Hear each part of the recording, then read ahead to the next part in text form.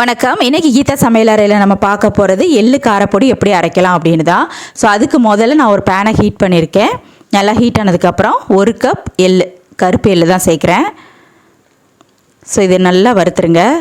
So எள்ளு size கொஞ்சம் பெருசாகணும், அதே மாதிரி கொஞ்சம் வெடிக்கிற ஸ்டேஜ் வரைக்கும் நல்லா வறுத்துக்கோங்க. அதுக்கப்புறம் தான் 1 by 1 நம்ம ஆட் பண்ணணும்.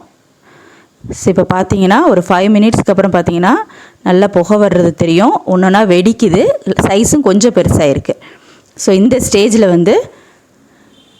4 பூண்டு, அடுத்து 15லேருந்து 20 ரெட் சில்லி, அதாவது வத்தல், அடுத்து 1 கப் கருவேப்பிலை அதிகமாக சேர்த்திங்கன்னா ரொம்ப டேஸ்ட்டாகவும் இருக்கும், நல்லா ஹெல்த்தியானது கூட. ஸோ இதுக்கப்புறமா கைவிடாமல் கொஞ்சம் நேரம் கிண்டிகிட்டே இருங்க. ஸோ இந்த கருவேப்பிலை நல்லா கிறிஸ்பி ஆகிற வரைக்கும். ஸோ இப்போ ஒரு 5 மினிட்ஸ் நல்லா வறுத்தாச்சு. இப்போ பார்த்தீங்கனாலே தெரியும் கருவேப்பிலை தொட்டவுடனே உடையுது.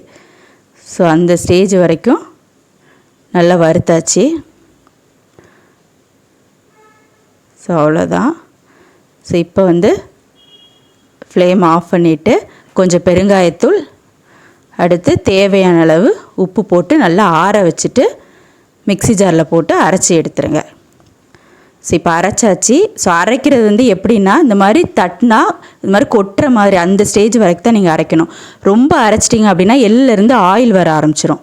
ஸோ அது டேஸ்ட்டே மாறிடும். ஸோ இந்த ஸ்டேஜில் அரைச்சி எடுத்துருங்க. ஸோ ஒரு ஈஸியான இட்லி பொடி ரெசிபி, இட்லி தோசைக்கு நல்ல ஒரு காம்பினேஷன். கண்டிப்பாக ட்ரை பண்ணுங்கள். ட்ரை பண்ணி பார்த்துட்டு எப்படி வந்ததுங்கிறத என்னோட ஷேர் பண்ணிக்கோங்க. தேங்க்யூ.